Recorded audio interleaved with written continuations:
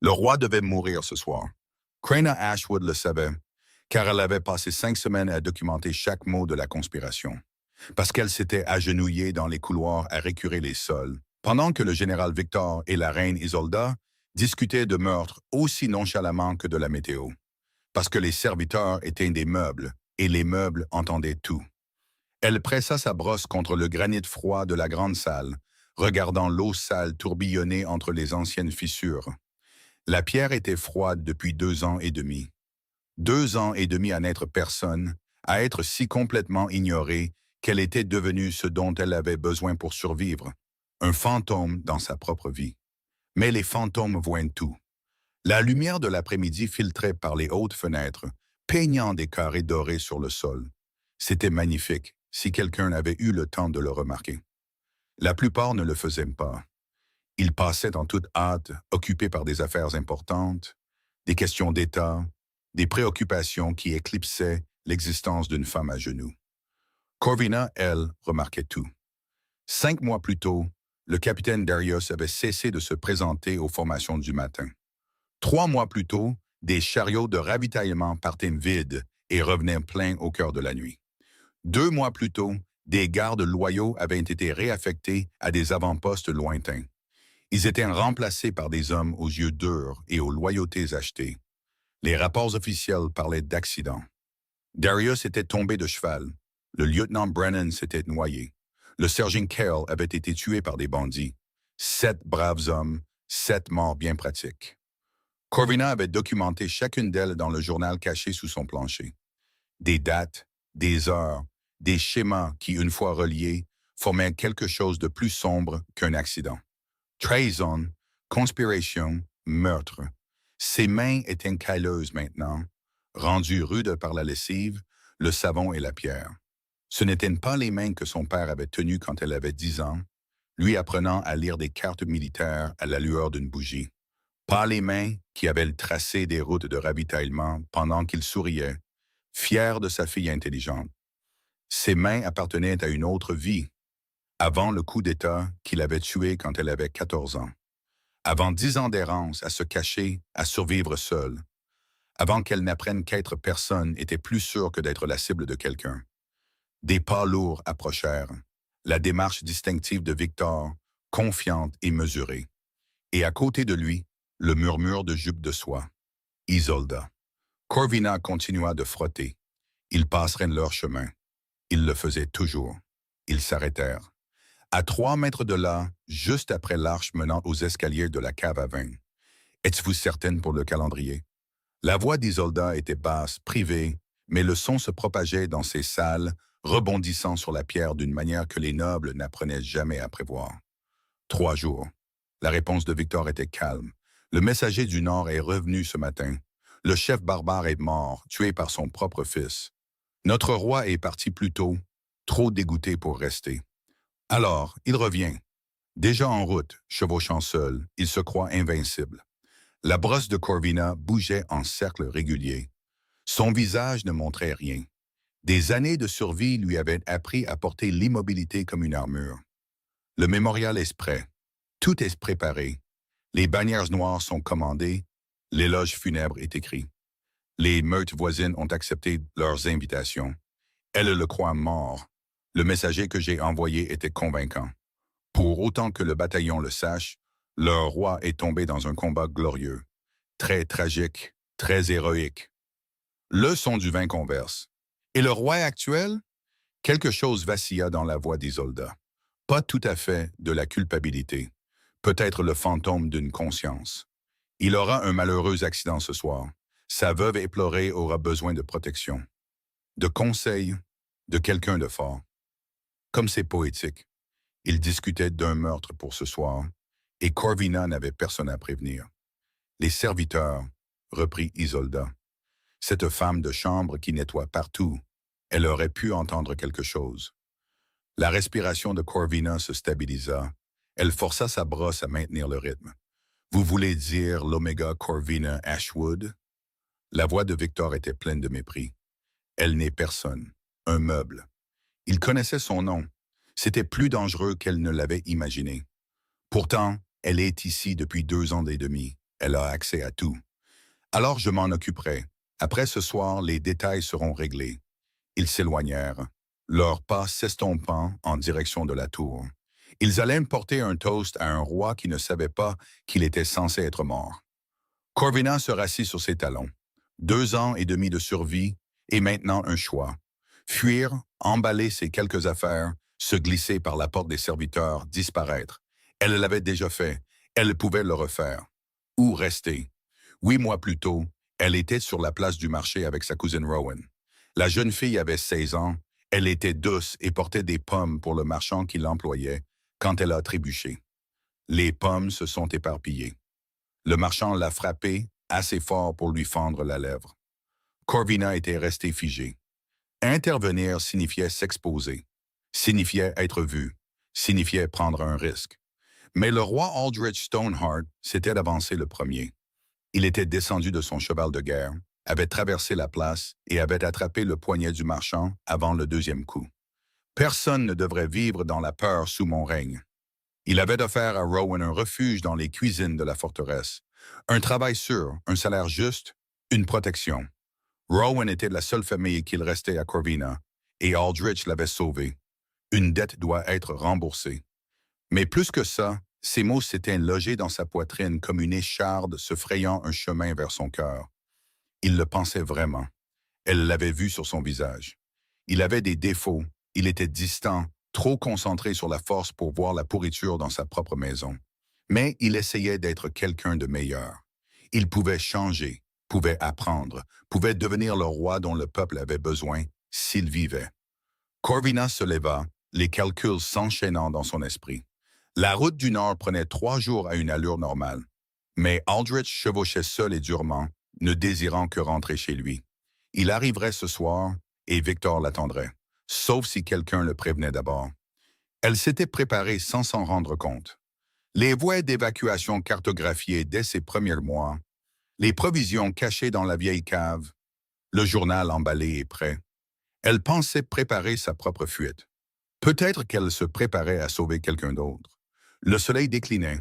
Corvina accomplissait ses tâches du soir avec une efficacité rodée.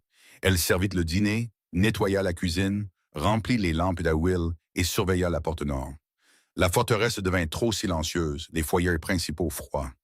Le repas du soir fut écourté, la moitié des serviteurs habituels absents, ayant reçu un congé inattendu ou réaffectés sans explication. Victor préparait la scène. Corvina se tenait dans l'alcôve sombre sous le grand escalier. C'était son lieu de nettoyage habituel tard dans la nuit, que personne ne vérifiait. Mais ce soir, elle ne nettoyait pas. Ce soir, elle attendait. Elle enfila des vêtements plus sombres, attacha ses cheveux en une tresse serrée. De petits changements qui la rendaient plus difficile à voir. Son journal était glissé dans la poche cachée de son corsage, pressé contre ses côtes. Tout ce dont elle avait été témoin, tout ce qu'elle avait documenté, près de son cœur. Si elle mourait, quelqu'un pourrait le trouver. Si elle vivait, c'était une preuve. Elle compta 6 hommes inconnus postés dans toute la forteresse, les gardes personnels de Victor, des mercenaires, attendant que leur roi entre chez lui pour y mourir. Corvina avait cartographié leur position, connaissait les failles, savait comment se déplacer entre leurs lignes de mire. La porte principale annoncerait une arrivée, mais Aldrich ne l'utiliserait pas. Ne voulant pas de cérémonie après leur dispute, il utiliserait l'entrée des serviteurs, la privée, celle dont lui seul avait la clé. Craina se glissa dans l'ombre vers le mur est. Elle passa à moins de 2 mètres d'un garde. Il ne la regarda jamais. Les serviteurs étaient des meubles. L'entrée des serviteurs était en chêne lourd, cerclée de fer, là où le soleil du matin ne frappait pas. La serrure était complexe. Seul Aldrich avait la clé. Corvina se pressa dans l'ombre à côté d'une colonne. De là, elle pouvait observer sans être vue. Et attendre, la nuit s'épaissit. La forteresse retenait son souffle. Puis, faiblement, le grattement d'une clé dans une serrure. La porte s'ouvrit vers l'intérieur, les gonds silencieux. Quelqu'un les avait entretenus avec soin. Une silhouette entra, grande, aux larges épaules, se déplaçant avec la conscience d'un homme qui avait survécu à 30 ans de champ de bataille. Une cape doublée de fourrure, saupoudrée de neige, des cheveux sombres ébouriffés par le vent, un visage marqué par l'épuisement. Le roi Aldrich Stoneheart était rentré chez lui. Il s'arrêta, la tête penchée, écoutant, lisant le silence. Elle le vit enregistrer l'anomalie. Les foyers froids, les sons absents, l'immobilité prédatrice. Sa main se déplaça vers son épée. Corvina sortit de l'ombre. Aldrich pivota, l'acier chantant alors qu'il tirait 15 centimètres de lame. Les yeux durs, la posture prête au combat. Puis la reconnaissance, ou plutôt la reconnaissance de ce qu'elle était. Une servante Oméga, robe grise, personne de dangereux. Son épée s'abaissa légèrement. La confusion vacilla. Ne bougez pas, ordonna-t-il. Sa voix portait le poids d'un alpha, pas forte mais absolue. Corvina leva une main, paume ouverte, l'autre pressée sur ses lèvres, puis murmura 2 mots. Restez silencieux. Ses yeux se plissèrent, sa prise se resserra. Elle pouvait le voir calculer. Une servante seule dans un quartier sombre, disant à son roi de se taire. Piège ou avertissement? Elle fit un pas lent, puis un autre, assez près pour murmurer sans être entendue. Votre Majesté, vous êtes censé être sur le front nord pour 5 jours de plus.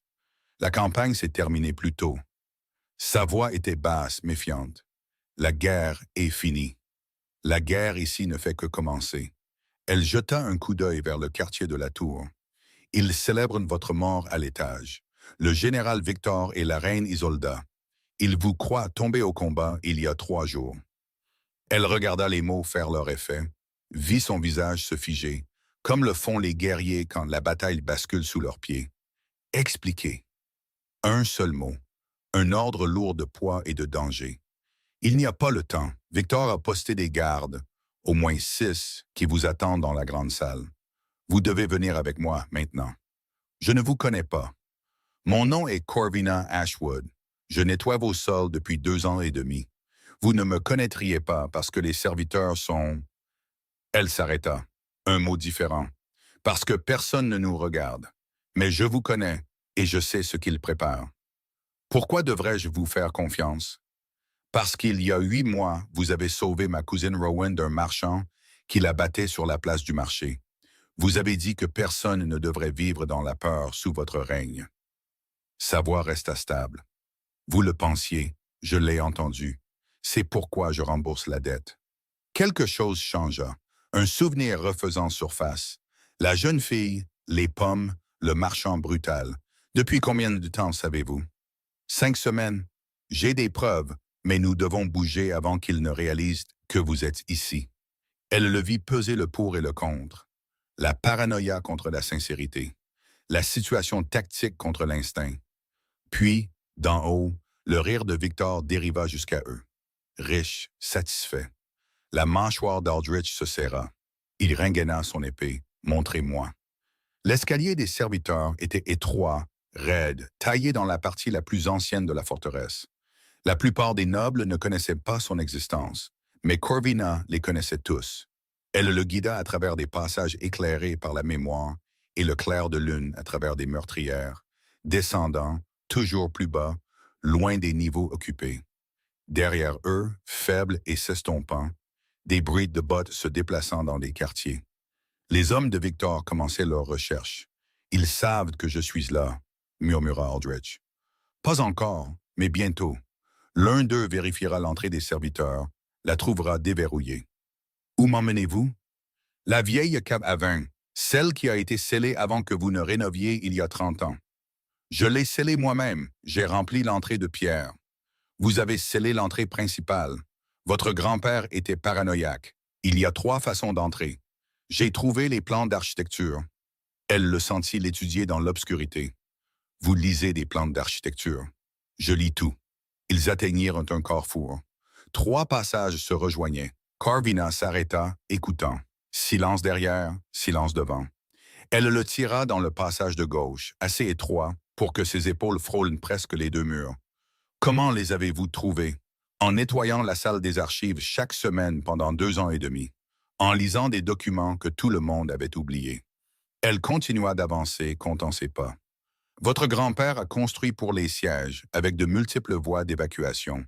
Quand vous avez reconstruit, vous avez modernisé, rendu l'endroit confortable et oublié les secrets du vieil homme paranoïaque. Votre grand-père a survécu à 3 tentatives d'assassinat. J'aurais dû faire plus attention. Le passage s'ouvrit sur un espace plus large, épais de poussière et d'âge. Corvina sortit une petite lampe à huile d'une niche cachée, ainsi qu'un silex et un amorçoir.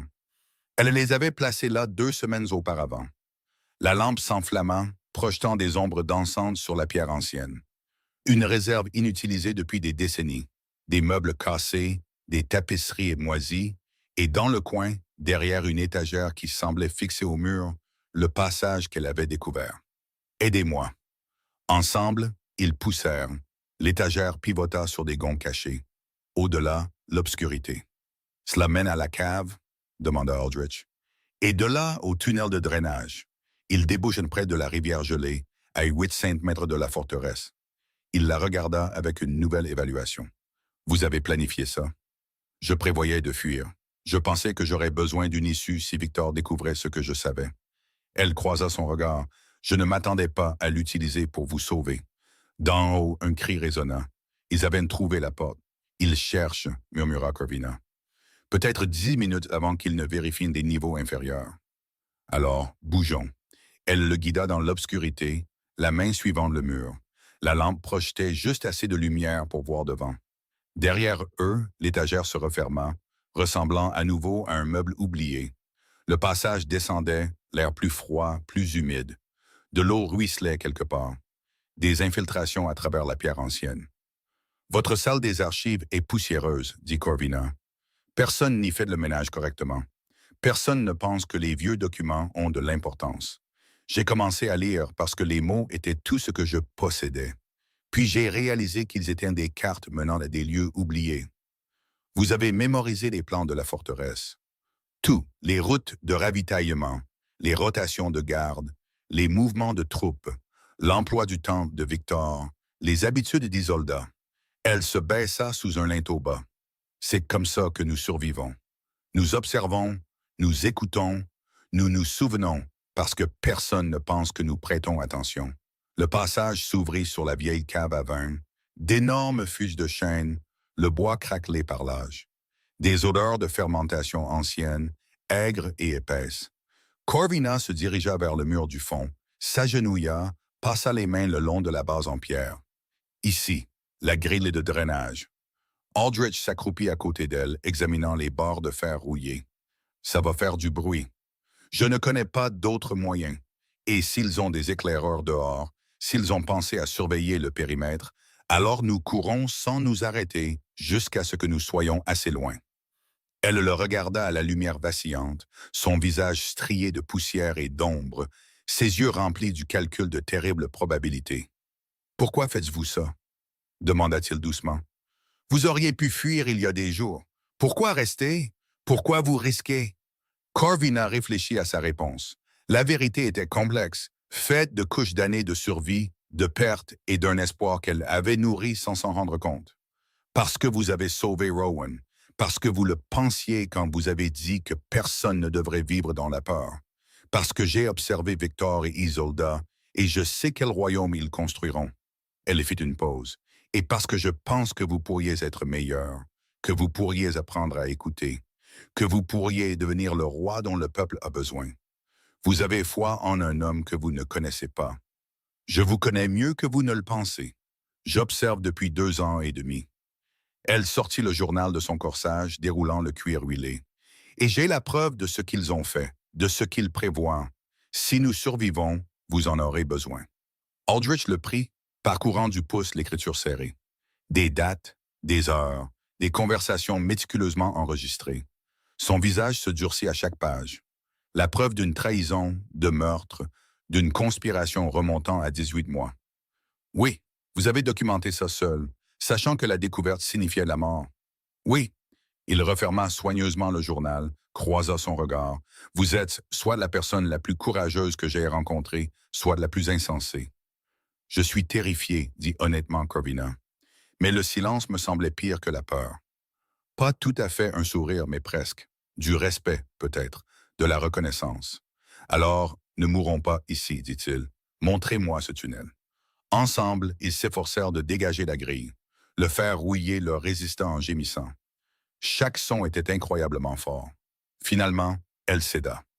Au-delà, l'obscurité s'étendait dans un tunnel à peine assez large pour un homme. Des voix au-dessus.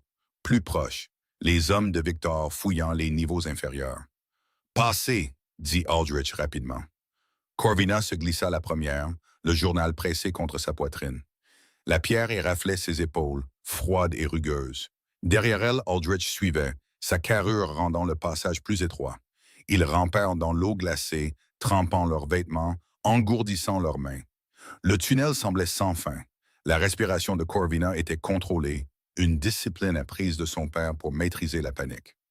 Les voix plus fortes. Quelqu'un avait trouvé la cave. Plus vite, pressa Aldrich. Corvina rampa aussi vite qu'elle le pouvait, les genoux endoloris, les mains à vif, le journal s'enfonçant dans ses côtes à chaque mouvement. Puis, devant, elle le vit. Un cercle gris sur fond noir. La sortie. Ils émergèrent dans la nuit d'hiver au bord de la rivière gelée. La neige tombait, de lourds flocons s'accrochant à tout. La forteresse se dressait derrière, des fenêtres flamboyantes de la lumière des torches, les cris clairs dans l'air froid. « Ils savent que nous sommes partis », haleta Corvina. Aldrich roula à côté d'elle, la neige s'accrochant à sa cape sombre. « Ils enverront des traqueurs, des loups. Victor a toujours préféré chasser avec des loups. »« La rivière, dit-elle en montrant les l'eau vive. Elle masquera notre odeur. C'est de la fonte de glacier, nous allons geler. Je gèlerai moins vite que nous ne mourrons ici. » Derrière eux, des torches sur les murs de la forteresse, se déplaçant en motif, cherchant. Puis, fendant la nuit, le son qui glaça son sang.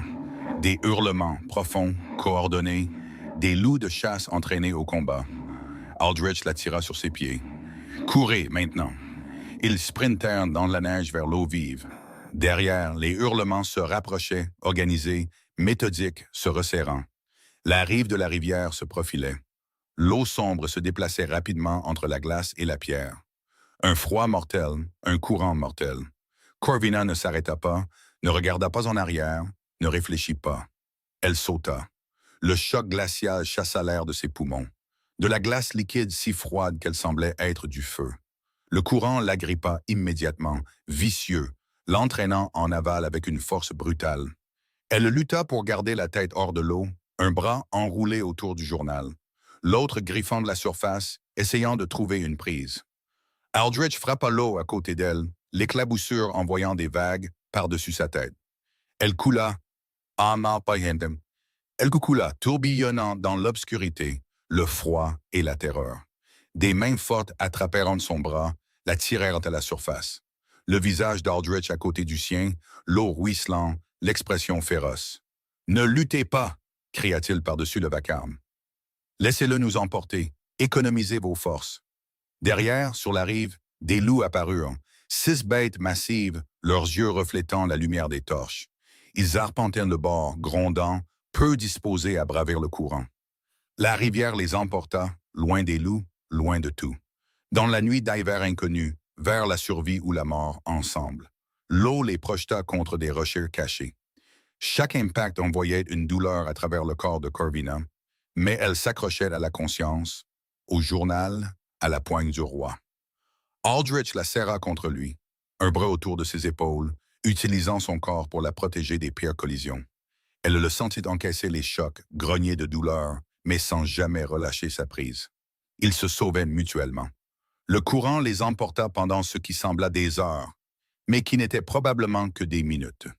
Finalement, béni soit-il, il commença à ralentir alors que la rivière s'élargissait. Les pieds d'Aldrich trouvèrent un fond rocheux. Il les tira tous les deux vers la rive opposée, dans des eaux peu profondes, pas moins froides, mais leur permettant de se tenir debout. Ils rampèrent sur un affleurement rocheux, tous deux tremblant violemment, les dents claquant si fort que Corvina se mordit la langue et sentit le goût du sang. « Du feu !» haleta Aldrich. « Nous avons besoin de feu ou nous mourrons de froid. » Corvina pouvait à peine bouger, les doigts engourdis, inutiles. Le journal toujours pressé contre sa poitrine, mais elle ne pouvait pas sentir s'il avait survécu. Aldrich bougeait déjà, malgré les tremblements. Il trouva un surplomb offrant un abri contre le vent et une dissimulation. En dessous, protégé de la neige, Du bois mort gisait en tas. Ses mains tâtonnèrent, laissant presque tomber les matériaux 2 fois. Mais l'entraînement de guerrier était plus profond que le froid. Il construisit une petite structure, trouva de la mousse sèche dans les fissures des rochers et réussit à produire des étincelles après 4 essais. La minuscule flamme prit, grandit, devint chaleur, lumière et espoir. « Déshabillez-vous, ordonna-t-il. La voix tremblante mais ferme. Vos vêtements sont trempés. Vous mourrez si vous les gardez. Le visage de Corvina rougit malgré le gel, mais elle comprit. Pas de la pudeur, de la survie. Avec des mains tremblantes, elle retira sa robe de servante trempée, essorant l'eau du tissu. En dessous, une fine chemise également trempée. Elle la garda pour la modeste pudeur qu'elle offrait et s'approcha du feu. Aldrich fit de même, retirant sa lourde cape et son armure de cuir. Essorant méthodiquement, il garda sa chemise et son pantalon, tous deux dégoulinants, mais fournissant une couche entre la peau et l'air. Il drapa les vêtements extérieurs sur des rochers près du feu pour les faire sécher, les positionnant soigneusement pour capter la chaleur sans brûler. Puis il s'assit à côté d'elle, assez près pour que leurs épaules se touchent, la chaleur corporelle, la survie la plus élémentaire. Ils se blottirent l'un contre l'autre à la lumière vacillante. Deux personnes qui se connaissaient depuis moins d'1 heure, se confiant leur vie parce qu'elles n'avaient pas le choix. C'était de la folie, dit finalement Aldrich, la voix toujours tremblante. Nous aurions pu mourir. Nous serions morts si nous étions restés. Le journal a-t-il survécu? Corvina déroula soigneusement le cuir huilé de ses côtes. Le journal à l'intérieur était humide sur les bords, mais en grande partie intact. L'huile l'avait protégé. La plus grande partie, dit-elle soulagée. La preuve est lisible. Aldrich la regarda avec émerveillement. Vous avez sauté dans une rivière gelée en vous accrochant à une preuve. C'est la seule preuve que nous ayons. Elle le remballa soigneusement. Sans elle, c'est votre parole contre celle de Victor, et il a eu 18 mois pour construire son histoire. Ils restèrent assis en silence, tous deux concentrés sur le fait de ne pas mourir. Le feu crépitait, le vent hurlait au-delà de leur abri. La neige continuait de tomber. « Merci, dit Aldrich doucement, de m'avoir sauvé la vie. Merci de m'avoir sauvé la mienne dans cette rivière et d'avoir sauvé Rowan il y a 8 mois. » Corvina le regarda à la lumière du feu. « Nous sommes quittes maintenant. Je pense que nous avons dépassé le stade de tenir les comptes. » Elle réussit un petit sourire malgré le froid qui lui mordait les os. « Alors, pourquoi sommes-nous en vie maintenant? » Il ajouta une autre bûche au feu. « Nous ne pouvons pas rester longtemps. À l'aube, Victor aura des équipes de recherche qui ratisseront les 2 rives. Où pouvons-nous aller? Chaque meute de la région vous connaît. Victor enverra le mot partout. Pas partout. » Le visage d'Aldrich était sombre. « Il y a une meute qu'il ne penserait jamais que j'approcherais. Un alpha qui est mon ennemi depuis 20 ans. » Corvina compris immédiatement. La meute de l'ombre, l'alpha Cassia Grimwood. Nous avons mené 3 guerres. Elle aurait tout à fait le droit de me tuer sur le champ. Mais elle est honorable. Tout le monde le sait. Elle se bat loyalement, n'utilise jamais la traîtrise, ce qui fait d'elle l'opposé de Victor dans tout ce qui compte. Aldrich la regarda. C'est un pari désespéré. Il ne nous reste que des paris désespérés. Il hocha lentement la tête. Alors nous allons voir mon ennemi et espérons qu'elle verra Victor comme la plus grande menace. Le feu baissa. Les vêtements commencèrent à sécher, lentement, douloureusement lentement. La nuit s'épaissit autour d'eux, froide, vaste et pleine de dangers.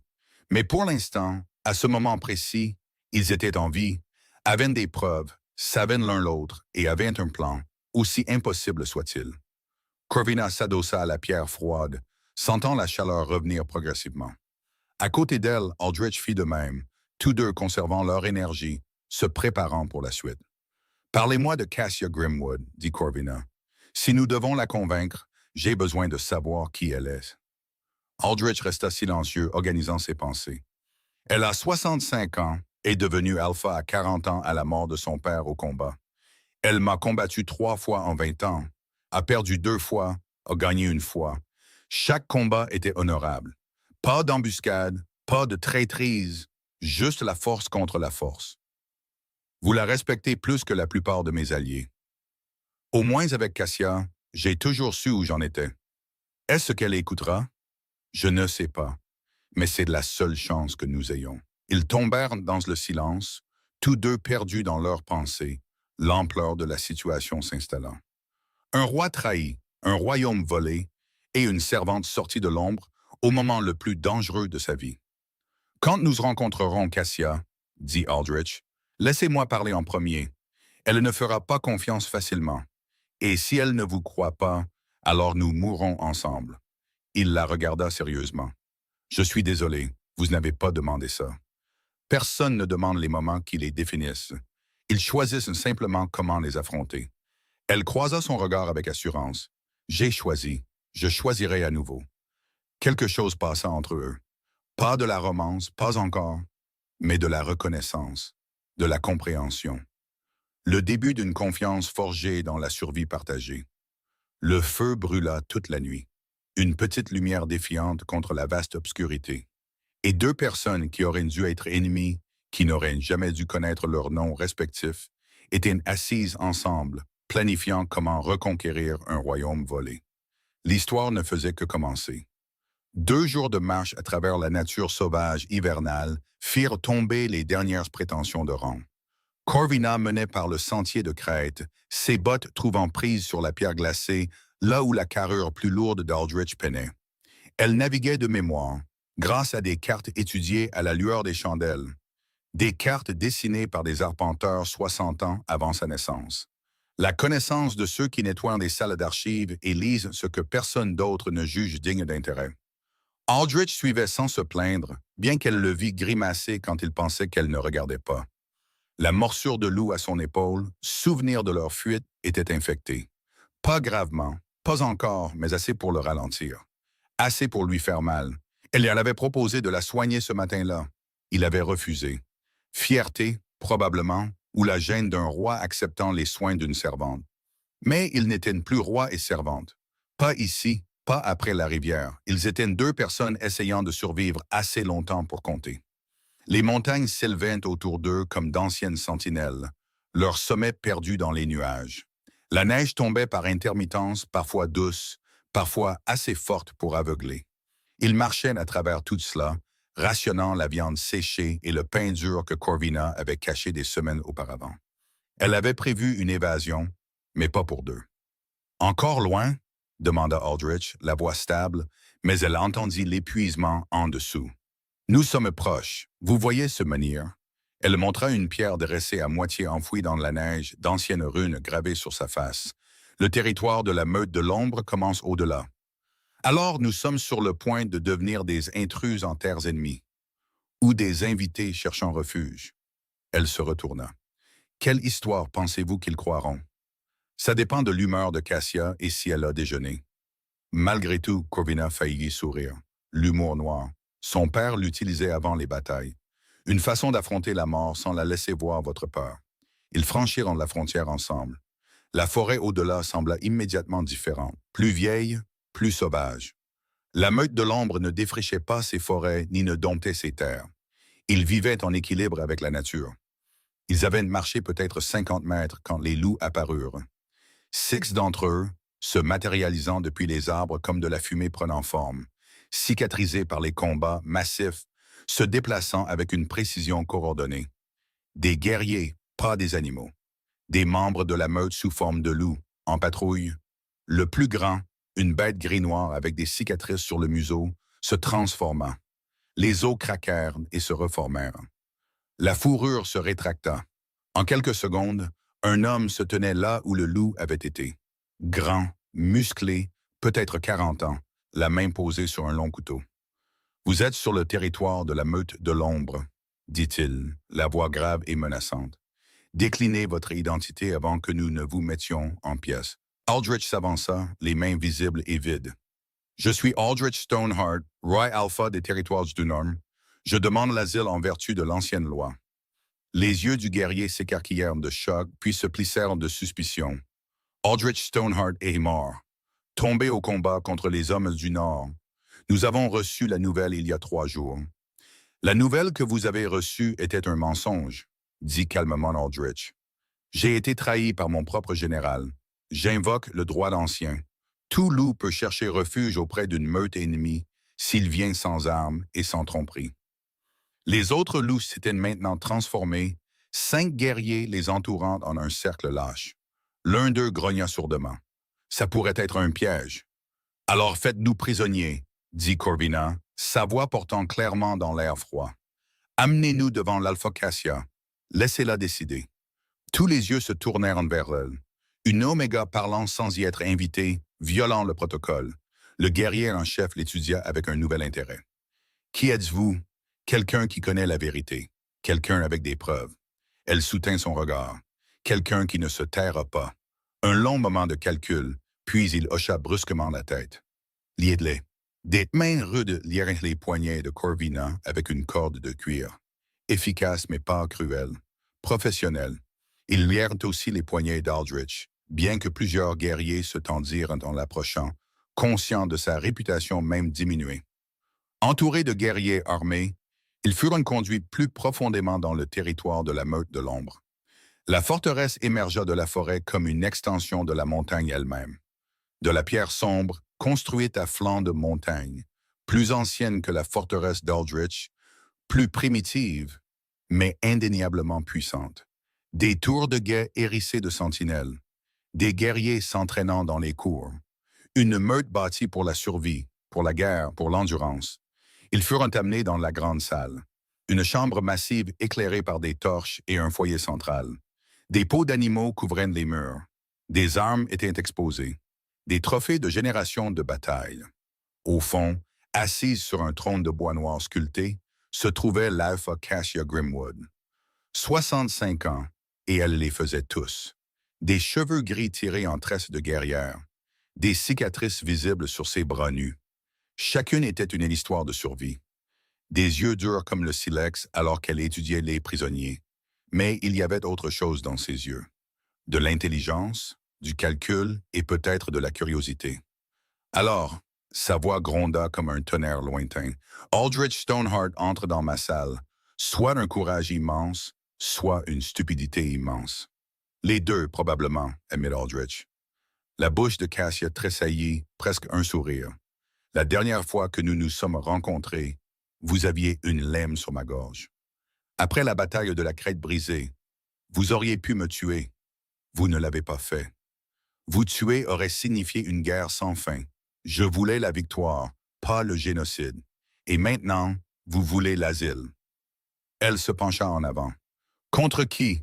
Les rapports disent que vous êtes mort. Les rapports sont des mensonges fabriqués par le général Victor Ironshade.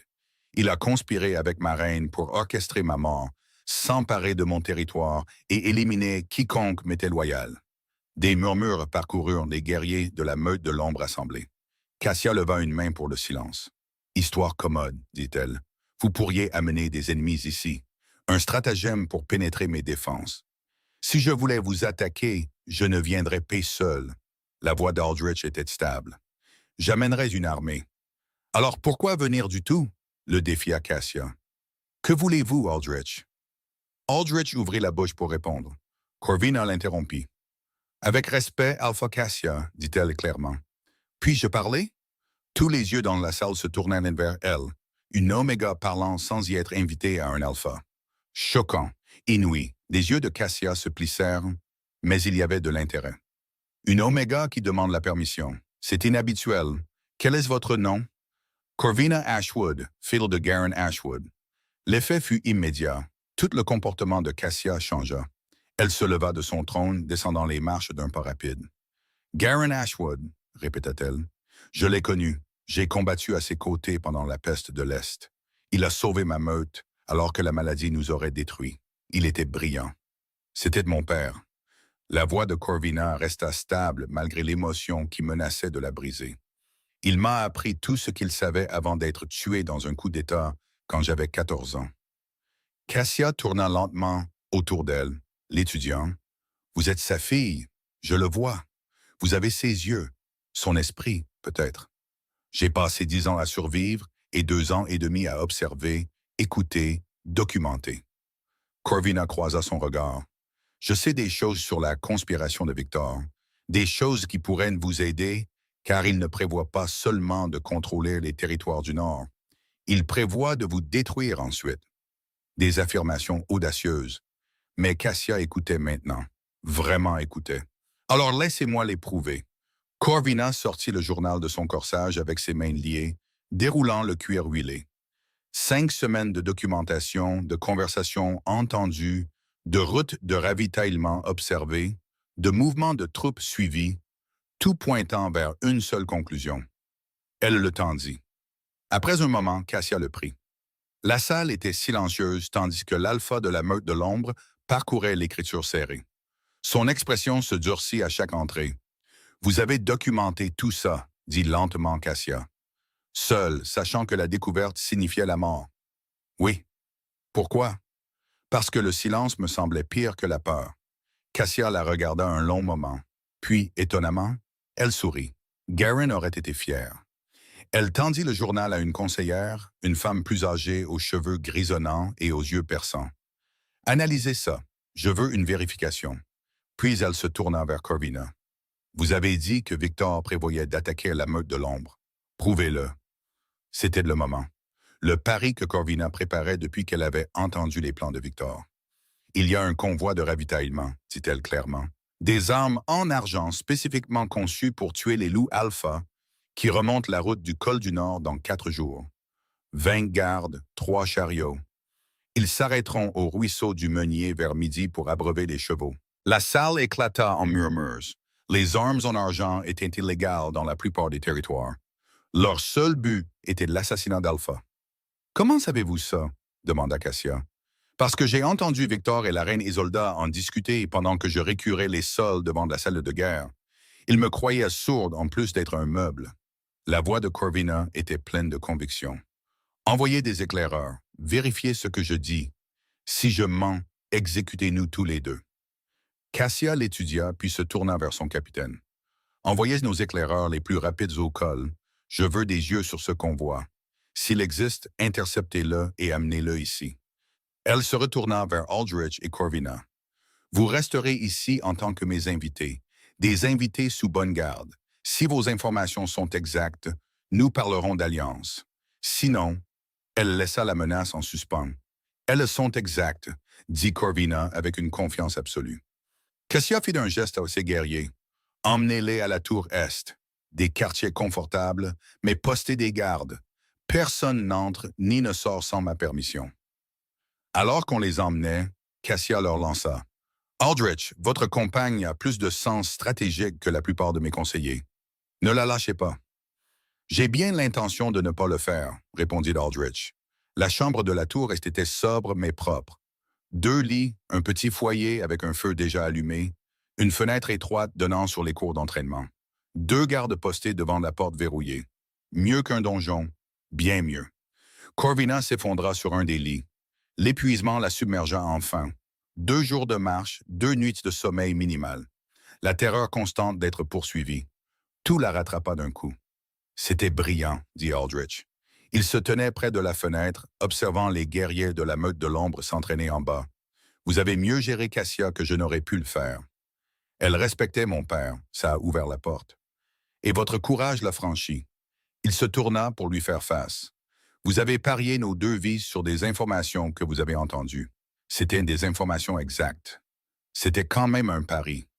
Tout est un pari maintenant. » Elle se redressa, enlaçant ses genoux. « Mais au moins, c'est un pari avec une chance de gagner. » Ils tombèrent dans le silence. Dehors, la lumière de l'après-midi s'estompait. À l'intérieur, le feu crépitait paisiblement. « Parlez-moi de votre père, » dit Aldrich, « si vous le voulez bien. » Corvina resta silencieuse, organisant des souvenirs habituellement gardés sous clé. Il était brillant. Tout le monde le disait. Il pouvait regarder une carte et voir des schémas que les autres manquaient. Il pouvait prédire les mouvements de troupes avec 3 coupes d'avance. Mais plus que ça, il était bon. Il croyait que la stratégie devait minimiser les pertes, pas les maximiser. C'est rare chez les esprits militaires. Ça l'a fait tuer. Il a essayé d'empêcher un coup d'État dans les meutes de l'Est et a essayé de trouver une solution pacifique. Les ambitieux ne veulent pas la paix. Ils veulent le pouvoir. Elle regarda Aldrich. Victor m'a rappelé les hommes qui ont tué mon père. Ceux qui pensent que la force est la seule monnaie d'échange. Et vous pensez que je suis différent. Je pense que vous pourriez l'être si vous apprenez à écouter. Il hocha lentement la tête. J'écoute maintenant. 3 jours d'attente semblèrent une éternité. Corvina passa le temps à faire les 100 pas, à revoir ses souvenirs, à vérifier chaque détail documenté. Si elle s'était trompée sur le convoi, si ses informations étaient erronées, il mourrait ici. Aldrich passa le temps en contemplation. Elle le regarda lutter avec ce qui s'était passé. La trahison, l'échec, la prise de conscience que ses propres choix avaient créé les circonstances qui avaient permis à Victor de prospérer. La deuxième nuit, elle le trouva fixant les étoiles par la fenêtre. « Vous pensez à Isolda, dit-elle doucement. Comment le savez-vous? Parce que c'est la blessure qui fait le plus mal. Pas l'ambition de Victor, pas la conspiration, mais le fait que votre reine voulait votre mort. » Il resta silencieux un long moment. Je l'ai déçue bien avant qu'elle ne me déçoive. Dites-moi, il y a 2 ans, elle a essayé de parler de solitude, de se sentir. Il fit une pause, de se sentir comme un meuble dans son propre mariage. Je préparais la campagne de l'Ouest. Je lui ai dit que je n'avais pas le temps pour les sentiments. Il secoua la tête. Je l'ai ignoré. Je l'ai fait se sentir petite, sans importance. Ça n'excuse pas une conspiration pour meurtre. Non, mais ça l'explique. Il se détourna de la fenêtre. J'étais tellement concentré sur le fait d'être fort que j'ai oublié d'être présent. J'ai oublié que gouverner exige plus que la conquête. Ça exige de la connexion. Vous apprenez ça maintenant, à un coût terrible. Corvina se plaça à côté de lui. Le coût serait plus élevé si vous ne l'aviez jamais appris. Victor sera un tyran. Vous pourriez être meilleur que ça. Vous pourriez encore devenir meilleur. Vous avez beaucoup de foi en moi. J'ai foi en ce que vous pourriez devenir. Différent. Le matin du 3e jour, une corne retentit. Corvina se précipita à la fenêtre. Des cavaliers approchèrent de la forteresse. Les éclaireurs de la meute de l'ombre revenaient. Et derrière eux, 3 chariots sous bonne garde. Ils l'ont trouvé, soufflait-elle. 1 heure plus tard, ils furent convoqués dans la grande salle. Cassia se tenait à côté des chariots ouverts. À l'intérieur, des caisses de flèches à pointe d'argent, de lames à tranchant d'argent, de munitions en argent, assez pour tuer des dizaines de loups alpha. Vos informations étaient justes sur tout, dit Cassia, la voix empreinte d'une admiration réticente. Chaque détail. Le convoi était exactement où vous l'aviez dit, quand vous l'aviez dit, gardé exactement comme vous l'aviez décrit. Elle se tourna vers Corvina. Vous avez gagné ma confiance, Ashwood, et mon respect. Puis vers Aldrich. Vos informations sont précieuses, mais plus que ça, vous aviez raison. Victor prévoit de s'en prendre à mon territoire. J'ai trouvé des ordres dans les documents du convoi. Un assaut sur ma frontière nord prévu pour dans 12 jours. Alors nous avons un ennemi commun, dit Aldrich. En effet, les yeux de Cassia se plissèrent, ce qui nous amène à la stratégie. Victor tient votre forteresse. Il a la légitimité aux yeux des autres meutes. Il contrôle la plupart de votre ancien territoire. Comment contrer ça? Corvina s'avança avant qu'Aldrich ne puisse parler. La force de Victor est aussi sa faiblesse, dit-elle clairement. Il pense que tout le monde est comme lui, ambitieux, traître, motivé uniquement par le pouvoir. Alors, il s'est entouré de mercenaires au lieu de bâtir la loyauté. Elle se dirigea vers les cartes étalées sur la table de guerre. Les mercenaires se battaient pour l'or, pas pour l'honneur. Ils flancheront si le vent tourne. Si nous pouvons prouver que Victor est un traître, le prouver publiquement devant les meutes assemblées, son soutien s'effondrera. Cassia se pencha en avant, intéressée. Continuez. Victor organisera une cérémonie commémorative pour le roi Aldrich. Il en a besoin pour consolider son pouvoir, pour paraître légitime. Il invitera tous les alphas des meutes voisines. C'est l'occasion parfaite. Pour faire quoi? Pour révéler la vérité, avec des témoins, avec des preuves. La voix de Corvina était stable, pour leur montrer que le roi vit, pour exposer la conspiration, pour laisser les mensonges de Victor le détruire. Un des conseillers de Cassia intervint. Cela nécessiterait une infiltration pendant la cérémonie, extrêmement risquée. Toutes les choses qui en valent la peine sont risquées, répondit Corvina. Mais je connais la forteresse, chaque passage, chaque route cachée. Je peux nous faire entrer. Cassia l'étudia un long moment, puis sourit. Votre père aurait proposé exactement la même stratégie. Audacieuse, risquée, brillante. Elle se tourna vers ses guerriers assemblés. Alliance accordée. La meute de l'ombre se tient aux côtés de Stoneheart. Non pas parce que j'ai pardonné nos guerres Spotify, mais parce que Victor nous menace tous les deux. Et parce que cette femme m'a convaincu qu'elle valait le risque. Mais avant que quiconque ne puisse répondre, les portes de la salle s'ouvrirent en grand. Une sentinelle se précipita, à bout de souffle. Alpha Cassia, des cavaliers approchent sous drapeau blanc. D'où? Des territoires du Nord, elle portant la bannière de Victor. La salle devint silencieuse. La main de chaque guerrier se déplaça vers son arme. Combien? Demanda Cassia. Un seul cavalier, seul, sans armes, demandant à vous parler. Un messager. Les yeux de Cassia se plissèrent. À quel jeu joue Victor? Il n'y a qu'une seule façon de le savoir, dit sombrement Aldrich. Ils se rassemblèrent dans la cour.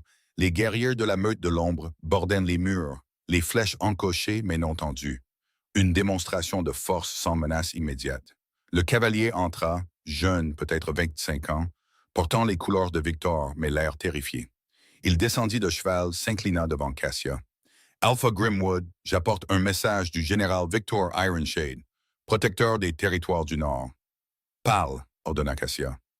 La voix du messager trembla légèrement alors qu'il récitait des mots répétés.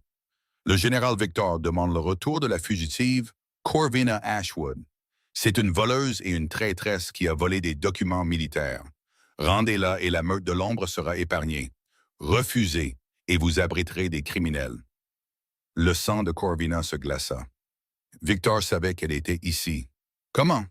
Le messager continua. Le général sait que le roi Aldrich est aussi avec vous. Il dit que le roi est le bienvenu pour rester, mais que l'Oméga doit être rendu. Elle a commis des crimes contre le royaume. Tous les yeux dans la cour se tournèrent vers Corvina. La voix de Cassia était de glace. Avez-vous volé des documents? J'ai documenté la vérité, dit clairement Corvina. J'ai écrit ce que j'ai vu et entendu. Si c'est du vol, alors je suis coupable. Étaient-ce des documents militaires, des informations secrètes? C'étaient des conversations entendues dans des lieux publics, des plans discutés là où n'importe qui pouvait entendre si quelqu'un écoutait.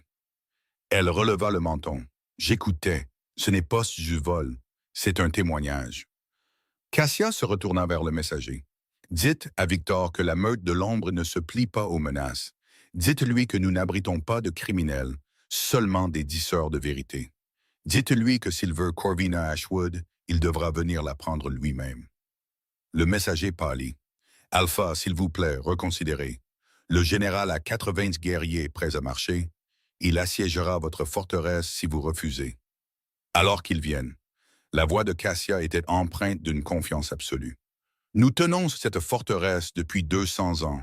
Elle ne tombera pas face aux mercenaires de Victor. Il dit aussi, le messager hésita puis termina d'une traite, que si vous refusez, il brûlera la forteresse avec tout le monde à l'intérieur. Pas de quartier, pas de pitié. La cour éclata en cris de colère. Les guerriers réclamèrent le sang du messager. Cassia leva une main. Le silence tomba. « Partez, dit-elle au messager. Dites à Victor que nous sommes prêts à tout ce qu'il apportera. Et dites-lui que menacer d'un massacre ne fait que prouver quel genre de chef il est vraiment. » Le messager s'enfuit. Alors que la cour se vidait, Corvina se retrouva entourée de Cassia, Aldrich et des guerriers seigneurs. « Ça change tout, dit un conseiller. Nous ne pouvons pas combattre Victor et préparer l'infiltration du mémorial simultanément. »« Nous n'avons pas à le faire, dit Corvina. Elle réfléchissait rapidement, les pièces se mettant en place. Victor vient ici. Ça veut dire qu'il est désespéré, qu'il a peur de ce que nous pourrions faire. Ou confiant qu'il peut nous écraser, fit remarquer un autre guerrier. Dans les deux cas, nous pouvons l'utiliser. Corvina se tourna vers Cassia. À quel point cette forteresse est-elle défendable? Murs solides, terrain élevé, 60 guerriers entraînés. Nous pouvons tenir contre 80, mais ce ne sera pas facile. Nous n'avons pas besoin de tenir éternellement, juste assez longtemps. Pourquoi? Pour que Victor montre sa vraie nature, pour que les autres meutes en entendant parler, pour que son soutien se fracture. L'esprit de Corvina tournait à plein régime. Si nous pouvons survivre à son siège, si nous pouvons prouver qu'il est prêt à massacrer des meutes entières pour maintenir son pouvoir, nous n'aurons pas besoin d'infiltrer le mémorial. Le mémorial viendra à nous. Aldrich hochait lentement la tête. Les autres alphas entendront parler de l'attaque de Victor contre la meute de l'ombre sans provocation. Ils remettront en question sa légitimité. Exactement. Nous retournons son agression contre lui. Cassia y réfléchit. C'est risqué. Des gens vont mourir. Des gens meurent déjà, dit doucement Corvina. La question est de savoir si leur mort signifie quelque chose. Avant que quiconque ne puisse répondre, une autre sentinelle cria depuis les murs. Mouvement sur la crête nord. Une grande force approche. Quand ils se précipitèrent sur les remparts, au loin, à travers la neige tombante, des torches apparurent. De nombreuses torches se déplaçant en formation organisée vers la forteresse. Victor n'avait pas attendu de réponse à son ultimatum. Il attaquait déjà. Position de combat, rugit Cassia. Archers autour, guerriers au mur. La forteresse éclata en un chaos contrôlé. Des guerriers courant à leur poste, des armes distribuées, des positions défensives occupées. Corvina resta figé sur les remparts, observant l'armée approcher. Quelque part dans cette masse de torches et de guerriers se trouvait Victor, l'homme qui avait planifié sa mort, qui avait assassiné des soldats loyaux, qui avait volé un royaume par des mensonges. Maintenant, il venait finir ce qu'il avait commencé. « Je me battrai », dit Aldrich à côté d'elle. Cassia apparut de l'autre côté. « Vous vous battrez à mes côtés sur le mur. Nous leur montrerons à quoi ressemble de vrais alphas. »« Je sais tirer à l'arc, » dit Corvina. Les deux alphas se tournèrent vers elle. « Mon père m'a appris le tir à l'arc. Je suis précise jusqu'à 300 mètres. » Aldrich commença à protester. Corvina le coupa. « Je ne demande pas la permission. Je vous dis ce que je peux faire. » Elle se tourna vers Cassia. « Vous avez besoin de tous les combattants que vous avez. Je me propose. » Cassia l'étudia, puis sourit. « Vous tirerez depuis la tour est avec nos archers. Prouvez l'entraînement de votre père. »« Merci. Ne me remerciez pas encore. Vous pourriez mourir là-haut. »« Je pourrais, mais je ne mourrai pas en silence. » La forteresse se dépêcha de se préparer. On donna à Corvina un arc, un carquois de flèches, et on la positionna dans la tourette avec 6 archers de la meute de l'ombre. L'archère en chef, une femme nommée Kira aux tresses grisonnantes, la toisa d'un air sceptique. « Vous êtes vraiment la fille de Garen Ashwood? »« Je le suis. Prouvez-le. Touchez ce poteau. » Elle montra un mannequin d'entraînement à 300 mètres de l'autre côté de la cour. Corvina encocha une flèche, banda l'arc, respira, relâcha. La flèche frappa le mannequin en plein centre. Kira grogna son approbation. « Votre père vous a bien appris. Bienvenue à la tour. » Les forces de Victor atteignirent la forteresse alors que la dernière lumière s'estompait du ciel. 80 guerriers en armure complète, portant du matériel de siège et des torches. Ils se déployèrent au pied des murs, juste hors de portée des flèches. Pendant plusieurs minutes, rien ne se passa. Les deux forces s'étudièrent à travers le sol enneigé. Puis Victor lui-même s'avança sur un énorme cheval de guerre. Même depuis la tour, Corvina le reconnut, grand, confiant, se comportant comme s'il avait déjà gagné. « Alpha Cassia » cria-t-il, « je vous offre une dernière chance. Rendez les criminels et votre meute vivra. Refusez et nous attaquons. » Cassia apparut sur le rempart principal. « Nous ne nous rendons pas. Nous ne nous inclinons pas devant des tyrans. Si vous voulez la guerre, Victor, vous aurez la guerre. » Soit. Victor leva une main, la laissa tomber. La première vague de guerriers chargea les murs. Les flèches volèrent des deux côtés. L'air se remplit du sifflement des projectiles et des cris des blessés. Les forces de Victor frappèrent le mur extérieur avec des échelles et des grappins. Corvina bandait et relâchait, tombant dans le rythme que son père lui avait enseigné. Elle ne visait pas au hasard. Elle ciblait les officiers, les hommes donnant des ordres, les guerriers coordonnant l'attaque. À côté d'elle, Kira remarqua. « Bonne stratégie. Perturber leur structure de commandement. Mon père disait qu'une armée sans chef n'est qu'une foule. » Ils continuèrent à se battre. Les minutes devinrent des heures. Les forces de Victor étaient implacables, mais les défenseurs de la meute de l'ombre tenaient bon. Les bras de Corvina lui faisaient mal. Ses doigts saignaient à cause de la corde de l'arc, mais elle continuait de tirer. Puis elle le vit. Un guerrier massif, clairement l'un des lieutenants de Victor, avait percé les défenses initiales. Il se dirigeait directement vers le rempart où Cassia coordonnait la défense. L'Alpha était engagé avec 3 autres guerriers, complètement inconscients de la menace approchant de son angle mort. Corvina suivit le mouvement, calcula la distance, l'angle du vent, 280 smers. Elle banda l'arc, retint son souffle, relâcha. La flèche vola droit au but. Elle attrapa le lieutenant à la gorge. Il s'effondra, s'étouffant, mourant avant de toucher le sol. Cassia leva les yeux vers la tour, croisant le regard de Corvina. Elle hocha la tête une fois. Un profond respect. Une dette de vie reconnue. La bataille fit rage pendant 2 heures avant que Victor n'appelle finalement à la retraite. Ses forces se replièrent, traînant leurs blessés avec eux.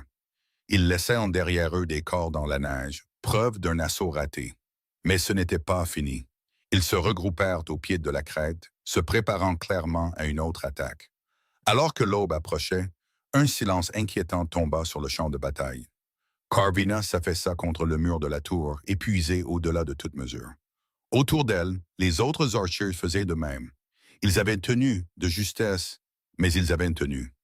Kira lui tendit une outre d'eau. « Vous vous battez bien, Ashwood. Votre père serait fier. »« Merci. Cependant, j'espère que vous réalisez ce que vous avez fait. » »« Que voulez-vous dire? » »« Vous avez sauvé la vie de notre Alpha. Dans la meute de l'ombre, ça crée une dette de sang. Cassia vous est redevable maintenant, et elle paye toujours ses dettes. » En bas, dans la cour, les guerriers soignaient les blessés et renforçaient les défenses. Il était clair que Victor attaquerait à nouveau. Ce n'était que le début. Corvina descendit de la tour, les jambes tremblantes d'épuisement. Elle trouva Aldrich et Cassia dans la salle de guerre, penchés sur des cartes. « Perte ?» demandait Cassia. « 7 morts, 15 blessés, 3 grièvement. » La voix du conseiller était sombre. « Victor a perdu le double, mais il peut se permettre les pertes. Pas nous. » Alors nous nous adaptons, nous changeons de stratégie. « Pourquoi faire? Nous sommes assiégés, il peut nous attendre. » « Non, il ne peut pas, » dit Corvina depuis l'embrasure de la porte. Ils se tournèrent pour la regarder. Victor ne peut plus se permettre un long siège. Chaque jour où nous tenons est un jour de plus pour que la nouvelle se répande. Un jour de plus pour que les autres meutes remettent en question sa légitimité. Elle se dirigea vers les cartes. Il attaquera à nouveau bientôt, probablement ce soir. Il veut en finir avant que quiconque ne pose de questions. « Que suggérez-vous? » demanda Cassia. « Nous ne nous contentons pas de tenir. Nous gagnons assez vite pour pouvoir encore assister à la cérémonie commémorative. »« Le mémorial est dans 5 jours, » dit Aldrich. « Nous sommes assiégés. Comment respecter ce délai? » Le doigt de Corvina traça des chemins sur la carte. « Les forces de Victor sont positionnées ici. Si nous pouvons briser sa ligne, forcer une retraite plutôt que de simplement le repousser, nous gagnons du temps. Assez de temps pour chevaucher vers les territoires du Nord. » « C'est de la folie, » protesta le conseiller. « Briser un siège de l'intérieur. Plus fou que tout ce que nous avons fait d'autre. » Corvina regarda autour de la pièce. « Victor s'attend à ce que nous nous tairions et survivions. Et si nous attaquions à la place? » Cassia étudiait maintenant les cartes, l'intérêt grandissant sur son visage. Une sortie, rapide, brutale, ciblant sa structure de commandement. Exactement. Créer le chaos. Le forcer à se replier pour se regrouper. Et pendant qu'il se regroupe, nous chevauchons vers votre forteresse, termina Aldrich. C'était désespéré, insensé, bâti sur l'espoir et le désespoir à parts égales. Cassia regarda ses conseillers pour avoir leur avis. Ça pourrait marcher, a mis l'un d'eux à contre-cœur. Si nous survivons à la sortie. Et si Victor ne nous poursuit pas, ajouta un autre. Il nous poursuivra, dit Corvina. Mais il sera désorganisé, déséquilibré. Nous aurons une longueur d'avance. Cassia se tourna vers Corvina. C'est votre plan. Vous devriez le diriger. Aldrich parut choqué. Elle n'a jamais commandé de guerriers au combat. Elle n'en a jamais eu besoin. Les yeux de Cassia étaient perçants. Mais elle a prouvé qu'elle pouvait penser stratégiquement. Et plus important encore, Victor la sous-estime. C'est un avantage. Corvina sentit le poids de chaque regard dans la pièce. C'était le moment. Avancer ou reculer? Elle avança. « Donnez-moi 20 guerriers, rapides, légers, habiles. Nous frapperons la tente de commandement de Victor à minuit. Créer un chaos maximal, puis nous replier avant qu'il ne puisse organiser une réponse. »« Et si ça échoue? » demanda quelqu'un. « Alors nous mourrons en combattant au lieu d'attendre. La voix de Corvina était stable. Mais nous n'échouerons pas parce que Victor ne s'attend pas à ce que je riposte. Il pense que je suis une victime, un outil, quelque chose à contrôler. Elle regarda autour de la pièce. Il est sur le point d'apprendre le contraire. Cassia sourit. C'était féroce et fier. Guerrier de la meute de l'ombre, prenez vos ordres de Corvina Ashwood. Elle mène la sortie de minuit. Les guerriers saluèrent. Pas une servante, une commandante, quelqu'un qui avait gagné sa voix. Les heures avant minuit s'écoulèrent lentement. Corvina travailla avec les 20 guerriers que Cassia lui avait assignés, apprenant leurs forces, planifiant la sortie dans les moindres détails. Elle n'essayait pas d'être son père, n'essayait pas d'être Aldrich ou Cassia. Elle était elle-même, utilisant tout ce qu'elle avait appris en 2 ans et demi d'observation, d'écoute, de survie. Aldrich la trouva 1 heure avant la sortie, vérifiant les armes dans l'armurerie. « Vous n'êtes pas obligé de faire ça, dit-il doucement. Si, je le dois. Corvina, vous pourriez mourir là-dehors. Je pourrais mourir ici aussi. Au moins là-dehors, je choisis comment j'y fais face. » Elle le regarda. « Vous m'avez appris ça quand vous avez empêché ce marchand de frapper Rowan. Vous avez choisi d'agir au lieu de détourner le regard. » Il resta silencieux un long moment. Puis il sortit quelque chose de sa poche, un petit couteau, une lame bien équilibrée gravée de runes. C'était à ma grand-mère. Elle a été la dernière personne à me dire la vérité sans crainte. Je veux que vous l'ayez.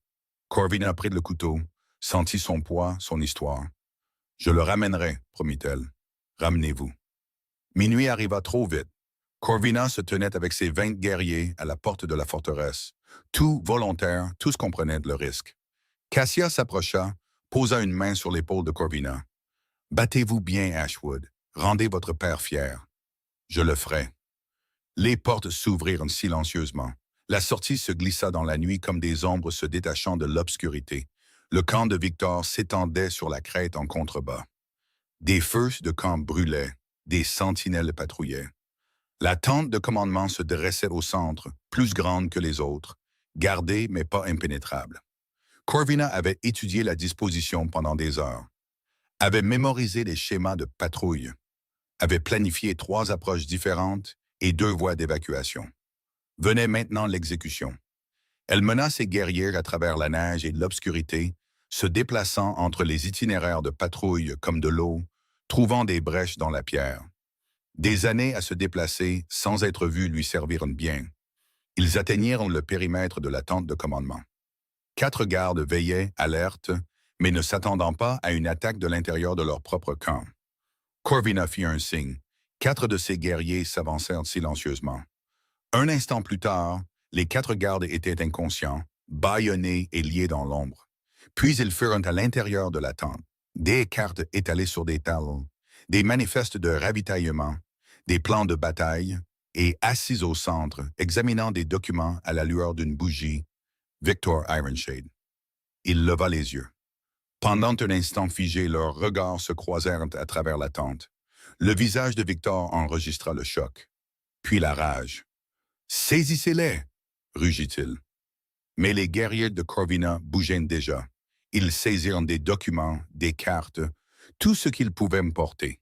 Créèrent le chaos, renversèrent des tables, coupèrent les cordes de la tente, et dans la confusion, Corvina se tint devant Victor. « J'étais censé être un meuble, dit-elle clairement. Vous auriez dû faire attention. » Puis il courait à travers le camp alors que les cornes d'alarme sonnaient. Des guerriers sortant des tentes en désordre.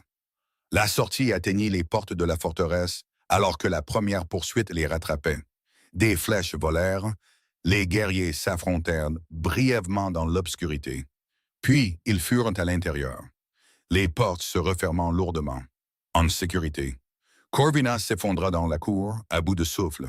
Autour d'elle, les guerriers vérifiaient les blessures. Ils n'avaient perdu personne, avaient ramené des renseignements, avaient réussi. Cassia apparut, souriant férocement. C'était un chaos magnifique, Ashwood. Avons-nous eu assez? Plus qu'assez. Tout le plan de bataille de Victor, les routes de ravitaillement, tout. Elle regarda les documents éparpillés dans la cour. Il devra battre en retraite, se regrouper. Ça nous donne le temps dont nous avons besoin. Et elle avait raison. À l'aube, les forces de Victor se repliaient, pas vaincues, mais désorganisées, déséquilibrées, n'étant plus certaines d'une victoire facile. Cassia se tenait sur les remparts à côté d'Aldrich et Corvina, observant la retraite. « Nous partons dans 1 heure, annonça-t-elle. 20 de mes guerriers, les plus rapides. Nous atteindrons les territoires du Nord avant que Victor ne puisse se regrouper. » Elle se tourna vers Corvina. « Vous avez planifié ça. Vous avez mené ça. Votre père serait fier. » Corvina sentit des larmes lui piquer les yeux, mais elle les refoula. Il n'y avait pas de temps pour l'émotion. Pas encore. Ils avaient un mémorial à perturber, un royaume à reconquérir, une vérité à révéler. Et pour la première fois en 2 ans et demi, Corvina Ashwood n'était pas un meuble. Elle était une voix qui ne serait pas réduite au silence. La chevauchée à travers le col de montagne fut brutale et belle à la fois. 20 guerriers de la meute de l'ombre, Aldrich, Corvina. Une course contre le temps et l'hiver, poussant les chevaux à la limite de l'endurance.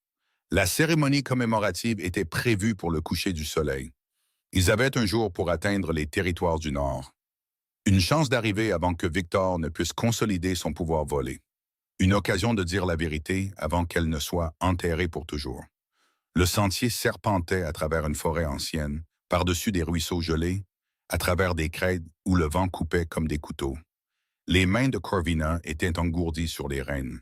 Son visage était à vif à cause du froid, mais elle chevauchait sans se plaindre, égalant le pas des guerriers. Elle ne serait plus ignorée.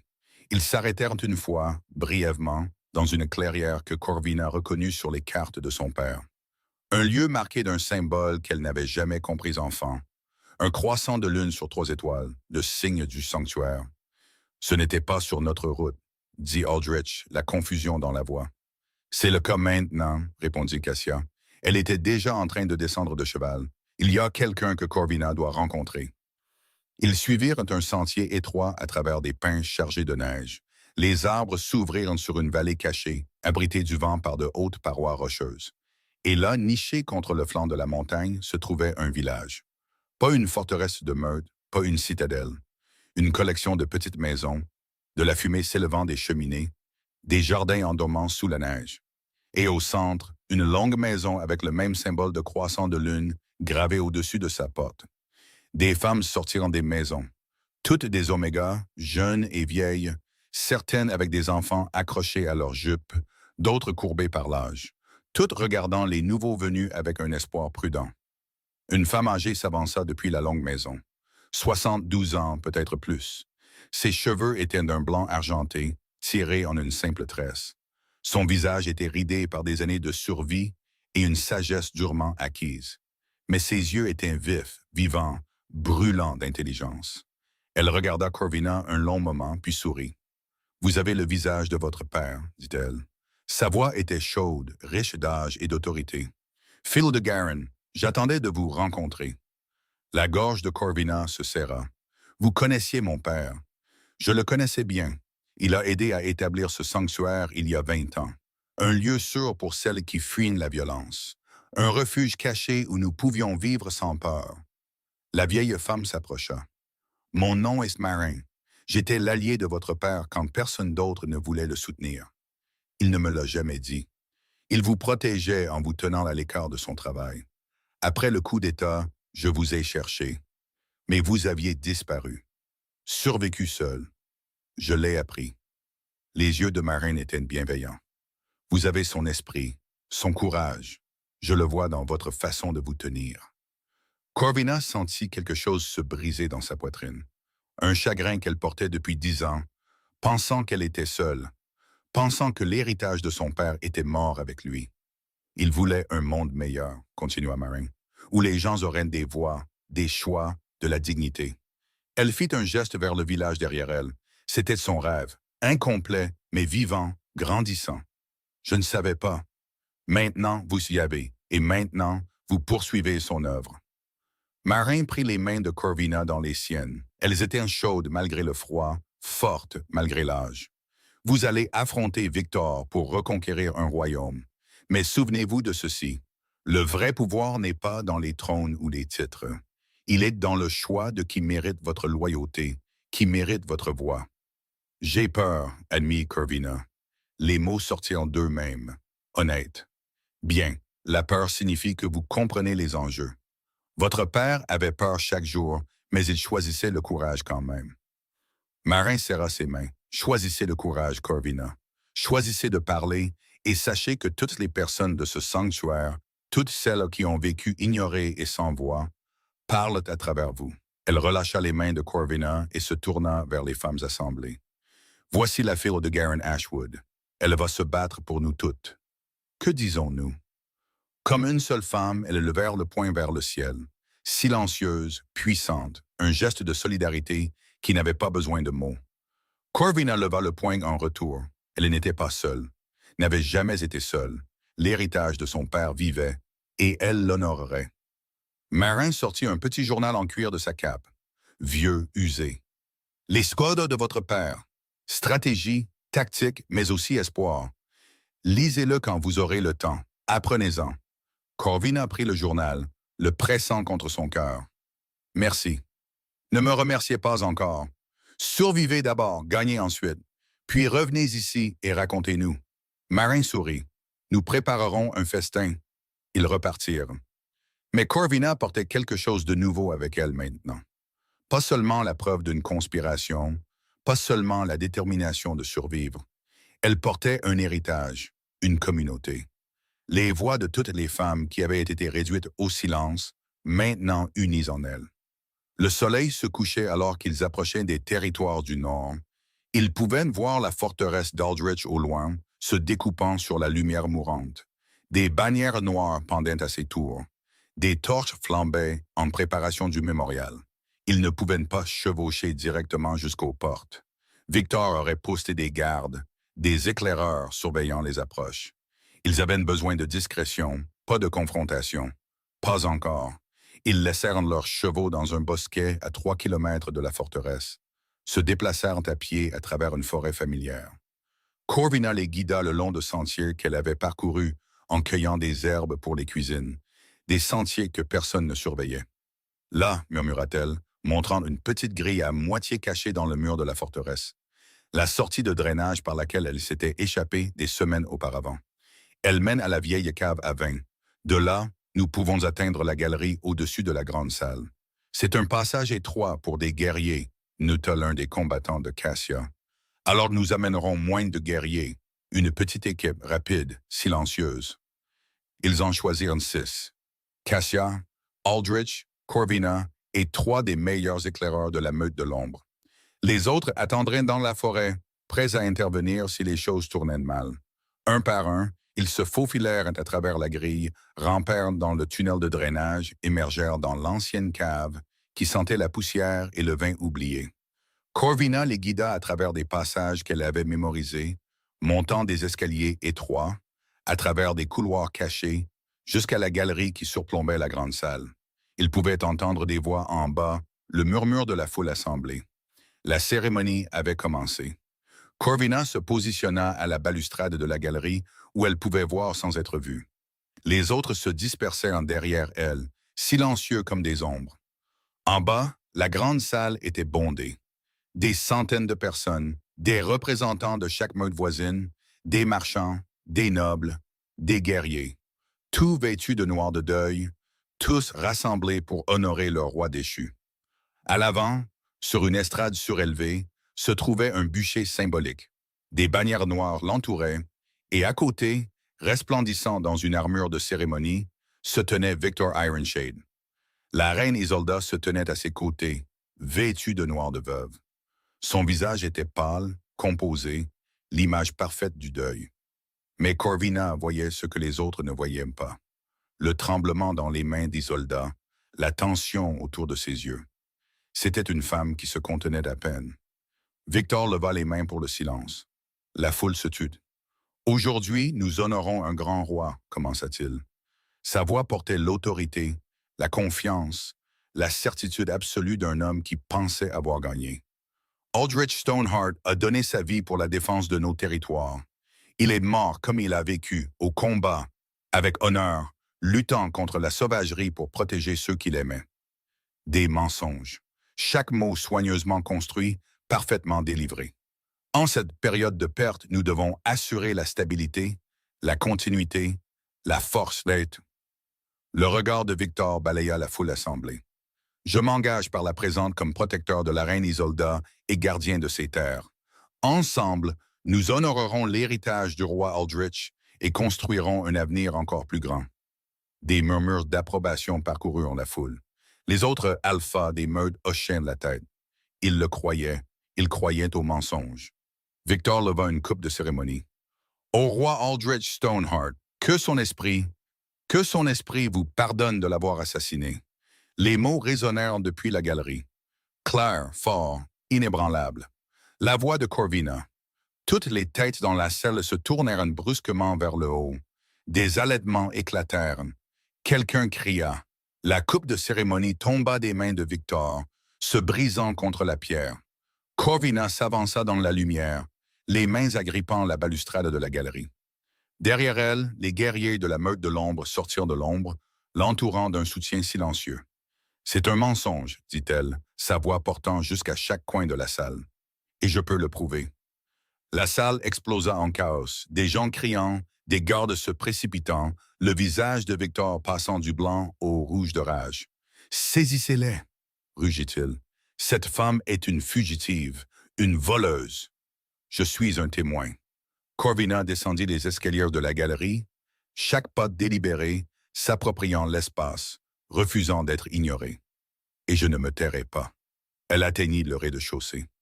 La foule s'écarta devant elle, incertaine, confuse. Elle marcha vers l'estrade, vers Victor, la colonne vertébrale droite et la tête haute. « Mon nom est Corvina Ashwood », annonça-t-elle à la foule assemblée. « Phil de Garin Ashwood. Pendant 5 semaines, j'ai documenté la conspiration du général Victor pour assassiner votre roi. J'ai entendu ses plans, j'ai vu ses préparatifs. J'ai tout enregistré. » Elle sortit le journal de sa cape, le tenant haut. « Et j'ai des preuves. » Victor dégaina une épée. « C'est de la folie. Vous n'êtes personne. Garde, emmenez-la. » Mais les gardes hésitèrent, car se tenant dans la galerie, maintenant visible à la lumière des torches, se trouvait l'Alpha Cassia Grimwood, et à côté d'elle, apparaissant de l'ombre de l'arche, se trouvait Aldrich Stoneheart, vivant, indéniable, debout dans la salle où se tenaient ses funérailles. La salle tomba dans un silence de choc. « Bonjour, Victor, » dit Aldrich, pas fort, mais avec une autorité absolue. « Vous avez commencé mes funérailles sans moi. » Le visage de Victor passa par une série d'expressions. Choc, incrédulité, calcul, puis rage. « Impossible, souffla-t-il. Vous êtes must, vous êtes tombé dans le devoir, j'ai une confirmation. »« Des rapports. »« Vous avez des mensonges, » répondit Aldrich en descendant les escaliers. « Et maintenant, vous allez en répondre. »« C'est un piège !» cria Victor à la foule. « Un imposteur, un stratagème désespéré. » Corvina parlait déjà. « Vraiment ?» Elle ouvrit son journal, le tenant pour que les nobles à proximité puissent voir son écriture. « Alors expliquez comment je savais pour le meurtre du capitaine Darius. Comment je savais pour le messager du Nord que vous avez soudoyé. Comment je savais pour le convoi d'armes en argent que vous faisiez passer en contrebande pour attaquer la meute de l'ombre. » Elle commença à lire. Des dates, des heures, des conversations enregistrées avec un détail méticuleux. Les propres mots de Victor, documentés alors qu'il pensait que personne n'écoutait. « Je vous ai entendu, » dit Corvina, « pendant que je récurais vos sols, pendant que je nettoyais votre bureau, pendant que je me tenais dans les couloirs. Vous et la reine Isolda avez planifié le meurtre de votre roi. Vous avez célébré sa mort. Vous avez discuté de l'élimination de chaque personne qui lui était loyale. » Elle regarda directement Victor. « Vous m'avez appelé un meuble, dit que je n'étais personne. » Elle laissa le journal tomber ouvert à une page spécifique. « Mais j'ai tout entendu, je me suis souvenu de tout, et j'ai gardé des archives. » L'épée de Victor vacilla. La foule se retournait, les visages passant de la confusion à l'horreur alors qu'ils traitaient ce qu'ils entendaient. « Ce sont des inventions, » essaya Victor, « des mensonges de ma part. » La voix venait du côté de la salle. Toutes les têtes se tournèrent. La reine Isolda s'avança. Elle avait retiré son voile de veuve. Son visage était strié de larmes, mais déterminé. « Tout ce que dit Corvina est vrai. » Sa voix tremblait, mais ne se brisa pas. « J'ai conspiré avec Victor. Pendant 18 mois, nous avons planifié la mort d'Aldrich. Nous voulions le pouvoir. Nous voulions... Elle s'interrompit, regardant la foule assemblée, leur visage choqué, l'avenir qu'elle avait détruit. J'étais seule, dit-elle simplement, et Victor m'a fait me sentir vue. Mais il a changé. Ou peut-être a-t-il toujours été ce qu'il est devenu. Ambitieux, impitoyable, prêt à tout détruire sur son passage. Elle se tourna pour faire face directement à Victor. Il a planifié plus que le meurtre d'Aldrich. Il prévoyait d'éliminer d'autres personnes après avoir pris le trône. Il disait qu'ils étaient des risques pour la sécurité, des témoins, des complications. La foule éclata en cris de colère. Même parmi les nobles, beaucoup avaient des parents pour qui ils craignaient soudainement. La révélation était trop forte. Ce n'est pas vrai. La voix de Victor se brisa. Isolda, que fais-tu? Je dis la vérité. Enfin. Elle regarda Corvina. Cette femme a sauvé des vies en parlant. J'ai détruit les leurs par le silence. Je ne me tairai plus. Puis Aldrich parla à nouveau. Je suis là, dit-il, marchant à travers la foule qui s'écartait devant lui. Vivant, trahi, mais prêt à reconquérir ce qui a été volé. Il se tint sur l'estrade, faisant maintenant face à la foule assemblée. Victor, vous aviez raison sur une chose, dit Aldrich. J'ai échoué. J'étais tellement concentré sur la force que j'ai oublié la sagesse, tellement concentré sur la conquête que j'ai oublié la connexion. Je n'ai pas écouté ma reine quand elle avait besoin de moi. Je n'ai pas vu l'ambition de mon général jusqu'à ce qu'elle le consume. Je n'ai pas valorisé ceux qui voyaient tout alors que je ne voyais rien. Il fit un geste vers Corvina. Cette femme m'a sauvé la vie plusieurs fois. Non pas parce que je l'ai commandée, non pas parce qu'elle devait allégeance, mais parce qu'elle a choisi le courage plutôt que la peur. Elle a documenté la vérité alors que cela aurait pu la tuer. Il regarda Victor. Vous m'avez appris la stratégie, la tactique, comment gagner des batailles. Mais vous ne m'avez jamais appris ceci, que le vrai pouvoir vient de la loyauté gagnée, pas exigée, de l'écoute, pas seulement du commandement. Le visage de Victor était tordu de rage et de désespoir. Son épée était toujours dégainée. Ses yeux parcouraient la salle, cherchant du soutien, une issue, n'importe quoi. Il n'en trouva aucun. Les autres alphas des meutes étaient maintenant debout, les visages durs de jugement. La trahison de son propre alpha était le tabou le plus profond. Général Victor Ironshade, dit l'un des alphas les plus âgés. Sa voix portait le poids de la tradition et de la loi. Vous êtes accusé de conspiration pour meurtre, de trahison. Comment répondez-vous?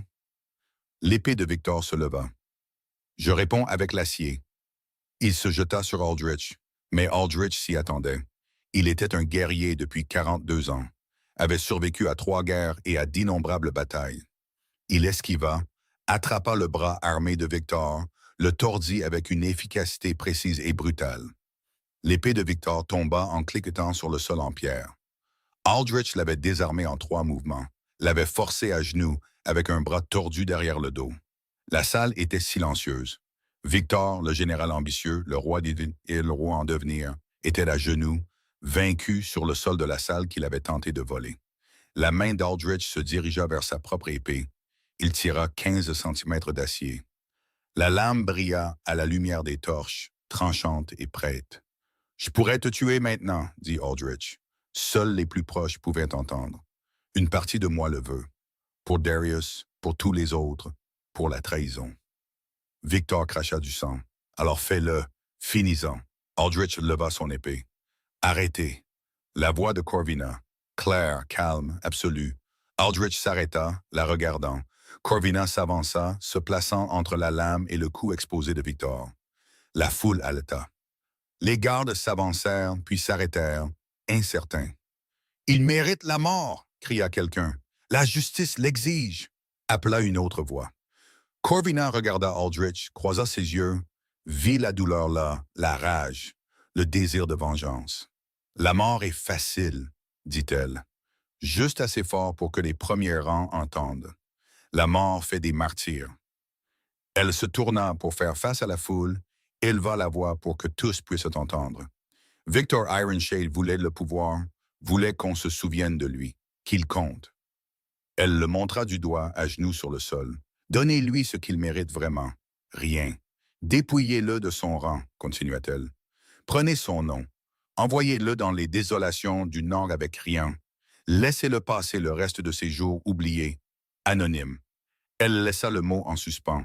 Laissez-le apprendre ce que signifie n'être personne. N'avoir aucune voix, aucun pouvoir, aucun héritage. Sa voix était stable. C'est ça la justice, c'est ça la pitié. C'est choisir d'être meilleur que lui. La salle était silencieuse. Chaque personne traitant ce qu'elle avait dit. La nature radicale de la pitié dans un monde bâti sur la vengeance. L'alpha le plus âgé parla à nouveau. La femme parla avec sagesse. L'exil est une mort vivante, une punition appropriée. D'autres alphas hochèrent la tête, murmurèrent leur accord. La soif de sang de la foule se transformait. En considération, en réflexion, Aldrich abaissa son épée. Soit, dit-il. Victor Ironshade, vous êtes dépouillé de votre rang, de votre nom et de votre honneur. Vous serez escorté jusqu'aux désolations du Nord et relâché. Si vous revenez dans ces territoires, vous serez tué à vue. Mais aujourd'hui, vous vivez, non pas par ma pitié, mais par la sienne. Il fit un geste vers Corvina. Victor la regarda, et dans ses yeux, elle vit quelque chose de pire que la peur, pire que la rage. La compréhension. Il la voyait enfin, la voyait vraiment. La servante qu'il avait ignorée l'avait détruit. Pas avec une lame, mais avec de la documentation et du courage. Des gardes le hissèrent sur ses pieds, le traînèrent hors de la salle. Il ne se débattit pas, ne parla pas. Il disparaissait déjà dans l'obscurité qu'il craignait le plus. La salle resta silencieuse un long moment après son départ. Puis Aldrich se tourna vers la foule assemblée. « Je reprends mon trône, dit-il, mais je ne régnerai pas comme avant. Les choses doivent changer, vont changer. » Il fit un geste vers Corvina. « Voici Corvina Ashwood, fille de Garin Ashwood. Elle sera la conseillère en chef de ce royaume. Pas une conseillère, pas une voix qui peut être ignorée. Une partenaire égale en gouvernance avec pleine autorité. » Des halètements parcoururent la foule. De plus, continua Aldrich, j'établis le Conseil, une représentation de tous ces territoires, une voix dans les lois qui les affectent, la protection et la dignité comme un droit, pas un privilège. Du fond de la salle, de ceux qui avaient été ignorés, des bruits de pleurs, d'espoir, d'incrédulité, de joie. Certains d'entre vous protesteront, dit Aldrich. Diront que cela viole la tradition, bouleverse l'ordre naturel. À vous, je dis ceci. L'ordre naturel a créé Victor, a créé des conditions où la conspiration pouvait prospérer, parce que trop de voix étaient réduites au silence. Il regarda Cassia debout dans la galerie. La meute de l'ombre, sous l'alpha Cassia Grimwood, est maintenant notre allié, pas notre ennemi. Les guerres de frontières se terminent ce soir. Nous construisons la paix non par la conquête, mais par la coopération. Cassia hocha la tête, descendant au rez-de-chaussée. La meute de l'ombre confirme l'alliance. Nous nous tenons aux côtés de Stoneheart, du roi Aldrich et de la conseillère en chef Corvina. Un par un, les autres alphas des meutes se levèrent, inclinèrent la tête en signe de reconnaissance. Tout le monde n'était pas heureux. Elle pouvait voir de la résistance sur certains visages, mais ils reconnaissaient la légitimité quand ils la voyaient. Le royaume se transformait sous leurs yeux. Aldrich se tourna vers Isolda, qui se tenait toujours, pâle et tremblante, au bord de l'estrade. « Qu'en est-il de la reine ?» demanda un conseiller. « Elle a avoué sa trahison. » Corvina s'avança avant qu'Aldrich ne puisse répondre. « La reine Isolda nous a aidés, dit-elle clairement. Elle nous a avertis des plans de Victor. Elle a témoigné contre lui. Elle a choisi la vérité plutôt que la loyauté à la conspiration. » Elle regarda Isolda, vit une femme brisée et refaite par les conséquences. « Je plaide pour la pitié, continua Corvina. Pas la liberté, pas la restauration au pouvoir, mais une chance de se racheter par le service.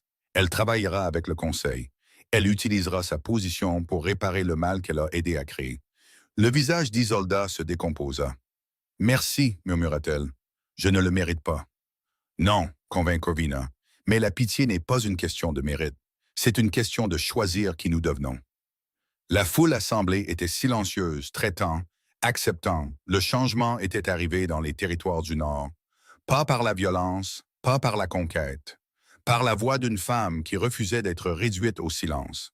6 mois plus tard, la forteresse était méconnaissable. Les donjons avaient été convertis en école. L'armurerie partageait maintenant l'espace avec une bibliothèque.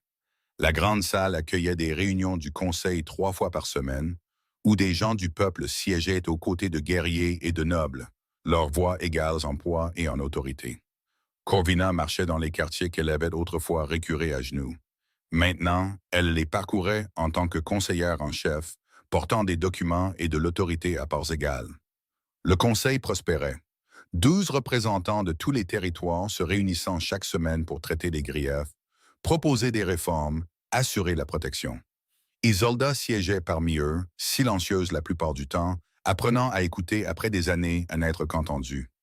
Dans les cuisines, Rowan se formait comme diplomate, apprenant plusieurs langues, se préparant à servir d'ambassadrice auprès des meutes de l'Est. Son visage meurtri de la place du marché était un lointain souvenir. Maintenant, elle souriait facilement, marchait avec confiance, rêvait sans peur. Le village sanctuaire avait doublé de taille. Marin envoyait des rapports mensuels, chacun documentant de nouvelles arrivées. Des femmes fuyant la violence, trouvant la sécurité. Des enfants apprenant à lire. Des communautés se formant là où il n'y avait autrefois que l'isolement. Le changement était lent. La résistance persistait. Les vieilles traditions mouraient difficilement et certains nobles marmonnaient encore que les réformes allaient trop loin. Mais le changement se produisait. Corvina se tenait sur les remparts alors que le soir tombait, regardant les terres qui guérissaient lentement. Derrière elle, des pas approchèrent. Aldrich la rejoignit à la balustrade. Ils se tinrent dans un silence confortable, regardant le soleil peindre les montagnes de pourpre doré. « Le Conseil veut vous offrir un titre, dit-il finalement. Reine, pour officialiser votre position. Que voulez-vous? Je veux savoir ce que vous voulez. » Corvina resta silencieuse un moment. 6 mois plus tôt, elle n'aurait eu aucune voix dans les décisions concernant son propre avenir. Maintenant, elle avait toute la voix dont elle avait besoin. « Je ne veux pas être reine, dit-elle. Pas du genre traditionnel, pas une consort, pas une décoration pour votre trône. Alors quoi? Partenaire, dit-elle. Égaux en toutes choses, pas à cause d'un titre. Parce que nous le choisissons, parce que nous l'avons construit, parce que nous avons survécu ensemble, changé ensemble et appris ensemble. » Aldrich hocha lentement la tête. « C'est ce que je veux aussi. » Il sortit quelque chose de sa poche, un diadème, simple, élégant, en argent forgé avec des symboles de sagesse et de force entrelacés. « Il appartenait à ma grand-mère, dit-il. Elle était conseillère en chef avant que le poste ne soit éliminé. Elle disait la vérité au pouvoir quand personne d'autre n'osait. Elle vous aurait aimé. » Il le tendit, sans l'offrir, sans l'exiger, présentant simplement un choix.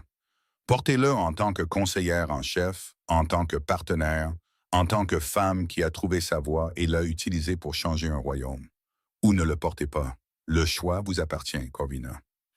Elle prit le diadème, sentit son poids, son histoire, sa signification. En tant que partenaire qui s'écoute toujours. Corvina plaça le diadème sur sa propre tête. Elle n'avait pas besoin qu'il la couronne, n'avait pas besoin de cérémonie ou de validation. Elle se couronna elle-même. « Alors, oui, dit-elle, partenaire, égaux, bâtissant demain. » Aldrich sourit. C'était authentique, sans garde.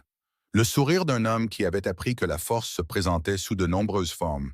« Merci, dit-il doucement, de m'avoir sauvé la vie, d'avoir sauvé ce royaume, de m'avoir appris à écouter. Merci d'avoir valu la peine d'être sauvé, d'avoir appris, d'avoir changé. » Elle le regarda. « Et d'avoir arrêté ce marchand il y a 8 mois, de m'avoir montré que la bonté existait encore. Ça semble être il y a une éternité. C'était le cas. Nous sommes des personnes différentes maintenant. » Ils se tinrent ensemble alors que l'obscurité tombait et que les étoiles émergeaient. En bas, la forteresse brillait de la lumière des lampes et de la vie. Dans la grande salle, le conseil se réunissait. Dans les cours d'entraînement, des guerriers s'exerçaient aux côtés d'anciens serviteurs, le rang signifiant moins que la compétence. Dans les cuisines, Rowan riait avec d'autres jeunes diplomates, planifiant leur première mission diplomatique. Dans un sanctuaire lointain, Marien apprenait à d'autres à lire des cartes et à comprendre la stratégie. Et dans les territoires du Nord, le changement continuait. Lent, imparfait, mais réel. « Je t'aime, dit Aldrich. Simple, honnête, offert sans attendre. » Corvina sentit son cœur s'élargir avec quelque chose qu'elle avait cru perdu pour toujours. La confiance, la connexion, la possibilité de construire non seulement un royaume, mais une vie. Je t'aime aussi, dit-elle. Pas parce que tu es roi, mais parce que tu as appris à écouter, parce que tu as changé, parce que tu as choisi de devenir digne du pouvoir que tu détiens. Ils s'embrassèrent, doux certains, deux personnes qui avaient survécu à des obstacles impossibles et avaient trouvé quelque chose de précieux dans le processus. En bas, la forteresse s'installa dans ses rythmes du soir, et quelque part dans les quartiers, une jeune fille écrivait dans son journal, documentant son premier jour d'école, apprenant à lire, apprenant à penser, apprenant que sa voix comptait, parce que Corvina Ashwood avait parlé. Et en parlant, avait enseigné à une génération que le silence n'était jamais la seule option, que le courage pouvait ressembler à des avertissements murmurés dans des couloirs sombres, que le pouvoir pouvait venir de la documentation et de la vérité, qu'une seule voix parlant au bon moment pouvait tout changer. Le sol en pierre était toujours froid, mais plus personne ne s'agenouillait dessus, à moins de le choisir. Et cela faisait toute la différence.